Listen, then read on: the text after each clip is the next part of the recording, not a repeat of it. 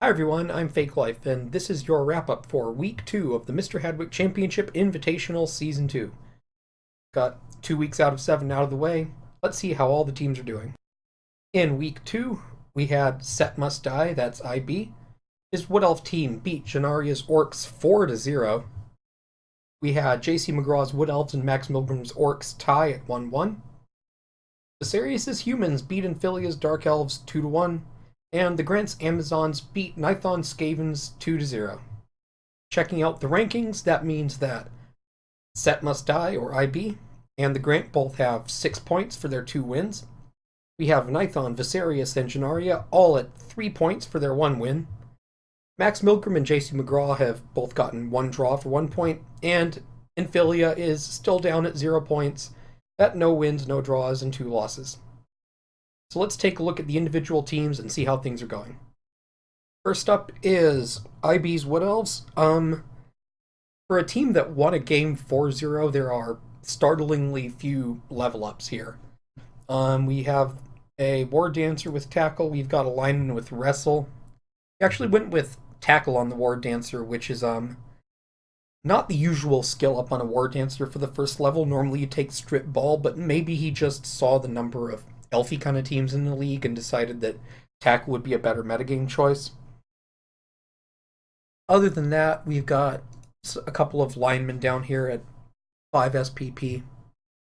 And he's actually still only got 11 players and only 40k in the treasury, so it's going to be a little while before he can add any more fancy players to his team. But, he's got a War Dancer and a couple of linemen close to leveling. He's got his Apothecary, so that's all in place now. And, despite the lack of level ups for a team with as many points as he has, he's in first place and has no issues right now. He's still in a very good spot to keep doing well in the league, I would say.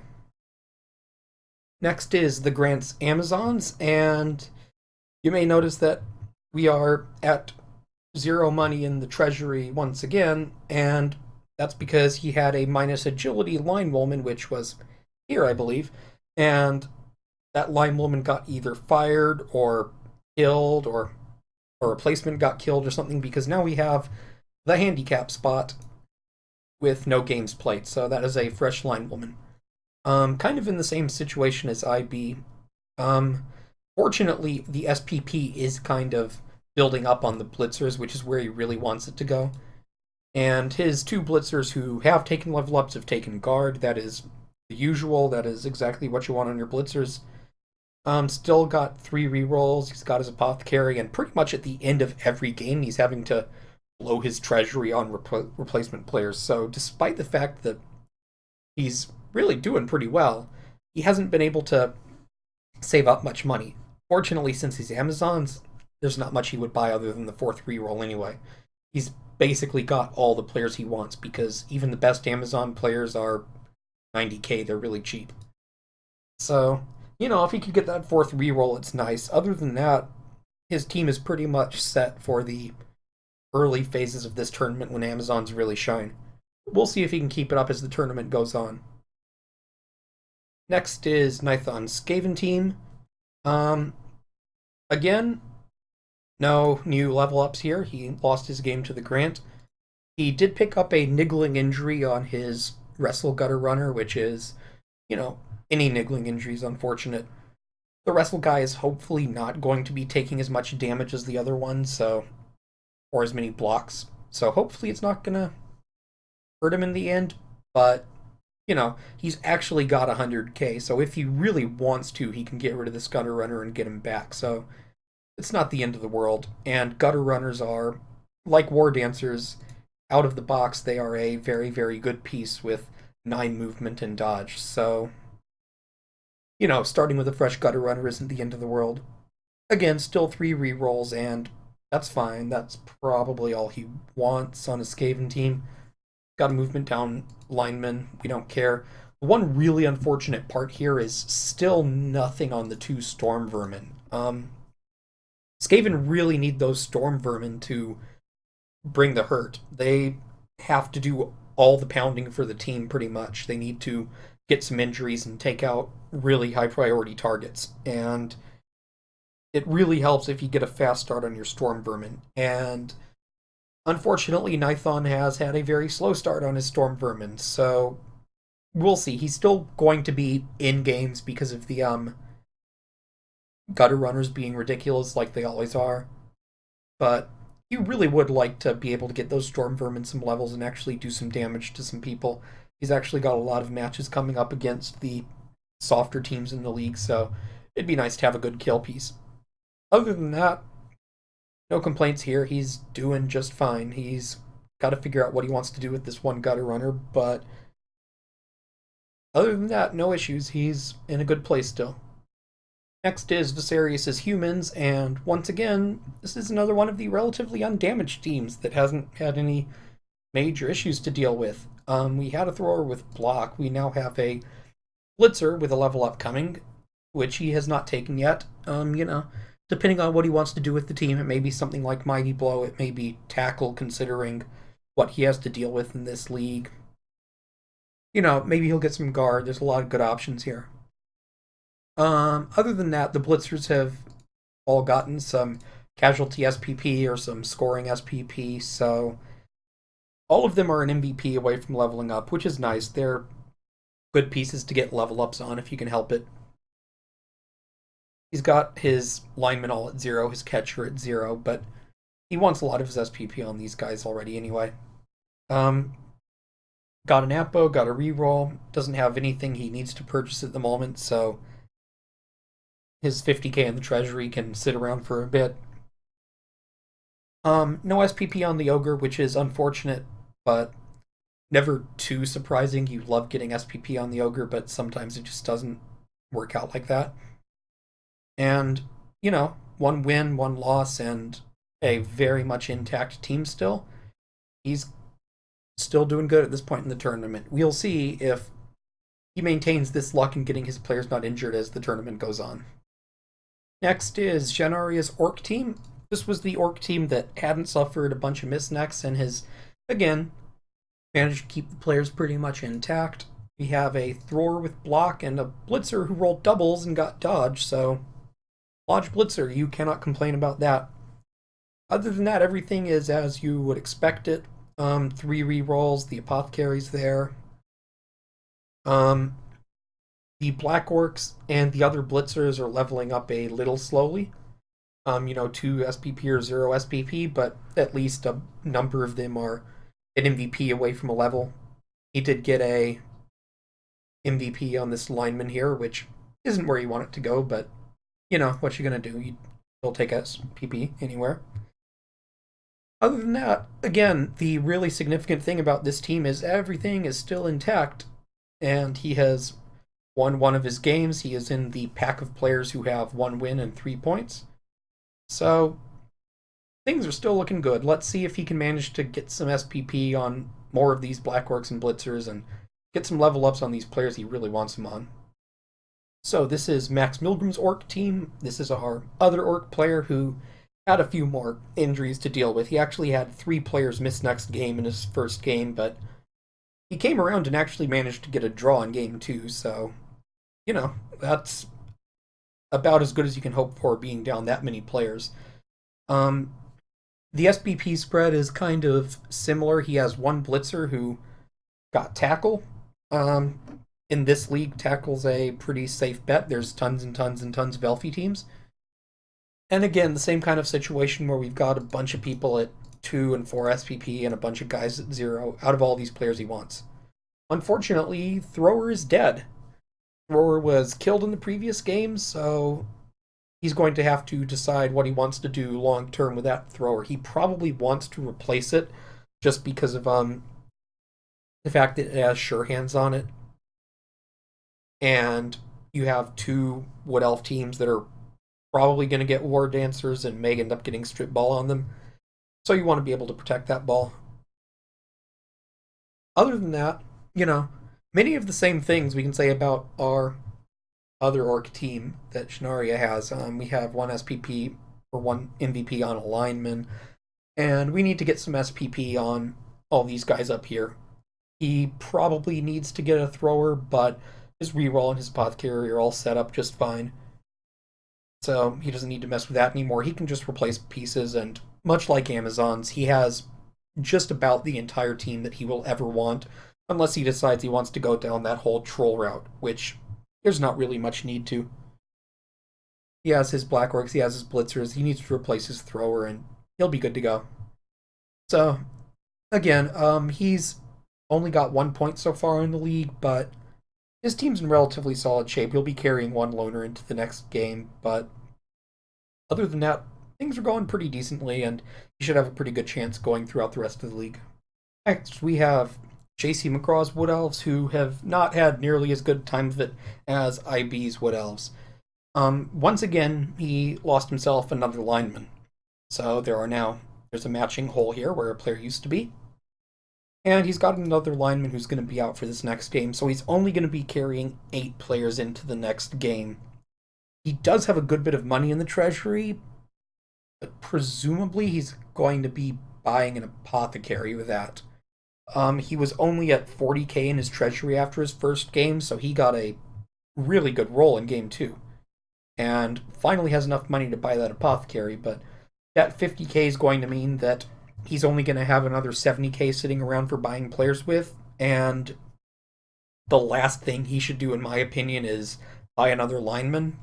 Wood Elves can afford some turnover in linemen because the normal starting lineup for Wood Elves is you start with 2 War Dancers and maybe a catcher or thrower, and then 8 or 9 linemen. So you're going to have to get rid of linemen anyway to make room for all of these fancy positionals you want. So if I were in his position, I would buy the apothecary, sit on 70k in my treasury, and just roll into the next game at 840 TV. Other than that, the big issue on his team is, once again, SPP is not going where he wants it to. He has 2 5 SPP linemen, one of whom is not going to be in the next game to potentially get his level, and 3 SPP on a War Dancer, and that's it. So, in addition to just making it through the next game, as any elf team has to worry about, he's got to start getting SPP on the fancy pieces up here that can really do the heavy lifting for him. Don't get me wrong, Wood Elf linemen are actually quite good pieces. They are 7 movement linemen. Only Wood Elves and Skaven get that. But you really want some points on these guys up here. These big, nasty pieces, the scary War Dancers everybody else is worrying about leaping into their cages. So, he's gotten through game 2. He suffered 2 deaths. He'll finally have his apothecary to hopefully resolve that problem. But, he's still kind of got his work cut out for him. He's got some work to do getting his players that he wants and getting the levels he wants. So we'll see if he can make it all come together in the next few games. And finally, we have Infilia's Dark Elves, who have had a very rough time of this whole tournament. We have a lineman that got an agility down, which he may end up just having to deal with for the time being. We do have an apothecary, so hopefully we're not going to see super nasty injuries going around anymore. But he's already having to keep a minus armor lineman and maybe a minus agility lineman, so things could be going better. He had a blitzer lost in his last game. Obviously, he does not have the money to replace that blitzer yet. And same kind of issue. He has 1 SPP down here on this lineman, and another one was lost to death earlier, so not a lot of SPP, and it's on the wrong pieces. Dark Elf lineman, once again, very good, 6'3", 4'8". Very, very solid lineman, but the blitzers are the all-stars of the team. You really want them to be getting SPP, or if he could get a Witch Elf, and if he gets lucky and rolls doubles and gets to take Mighty Blow or something like that, then he could start bashing some people pretty good. Like I said, after the first week, still got his work kind of cut out for him again. There's a long way to go still. He's going to be rolling into his next game at 810 TV. He's going to be down a number of players, have a lot of loners, and he's actually a pretty long ways away from being able to buy blitzers or rerolls that the team really needs at this point. So he's going to have to rely on some, the normal healthy bullshit, honestly. It's doable, but he's absolutely going to have a rough time of his next few games, I'm not going to lie. So let's go over the pairings for week 3, which I actually really like because I think all of the games should be relatively close. I don't think there's any games that are going to end up being blowouts this week. So first is IB's Wood Elves versus Viserys' Humans.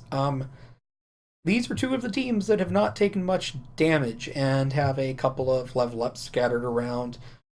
Um, if I had to pick a winner here, I would probably give it to IB, but both of these teams are very even and it should be a very close game. I'm not expecting one team to destroy the other one or anything like that unless the dice just decide they want to favor someone in this game. Next is Nithon Skavens versus JC McGraw's Wood Elves. JC McGraw's pretty beat up, but Skaven isn't a bad matchup for him. Both of these teams are pretty even, I would say. Nithon is only going to be bringing one skill up into the game. I kind of want to say I expect Nithon to maybe win because he's got fewer loners coming into the game, but when you're dealing with these low armor games where it's, elves versus rats and something like that, it usually ends up being very heavily influenced by whoever's armor breaks first. When everyone has 7 armor, it becomes really easy to injure the other team's players, and then once you outnumber the other player, things start snowballing. So I would very tentatively pick Nithon to win, but more than anything else, I think it's going to be important who manages to get those first nasty injuries. Next is the Grant's Amazons versus Janaria's Orcs, and this is, again, really close, probably actually even closer than the other ones. We've got a couple of guard Amazons coming in to kind of make up this strength deficit the Amazons are going to run into, and they'll be slightly faster than the Orcs.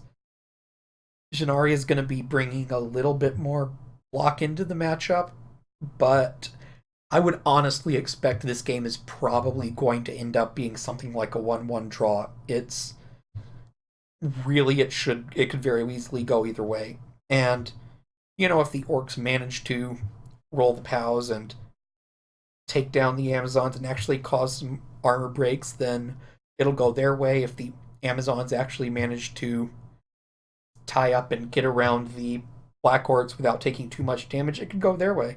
This is the really, really close game out of all 4 of these. I would say this is too close to call. And the last one is Inphilia's Dark Elves versus Max Milgram's Orcs. And I'm going to actually say I think Infilia has a chance of winning this one. I'll call it an upset if it happens. Infilia is going to come into the game with a pretty good amount of inducement money. Actually going to have enough to get a wizard or something like that. And, if the wizard rolls well and the elves do their thing and sneak by, then Infilia actually has a chance of winning this. Like I said, Dark Elf linemen are pretty great, so Dark Elf loners are not the worst thing in the world. Max Milgram's team is in pretty good shape still, obviously. Lacking the thrower, we'll be carrying 1 loner into the match. So we'll have to do some ball handling with a guy without sure hands. Not the end of the world, there's no one with strip ball, but if he has to blow some rerolls picking stuff up, it's going to be very unfortunate for him. Actually, once again, a pretty close game, I would say, but I'm going to call it the upset this time and say Infilia is going to win. And that is it. That is the wrap-up for Week 2 of the Mister Hadwick Championship Invitational Season 2. I will see you next time. I hope we get to see some of these games on the stream. That'll be Friday nights. And that's all I got. Take it easy. I'll see you later.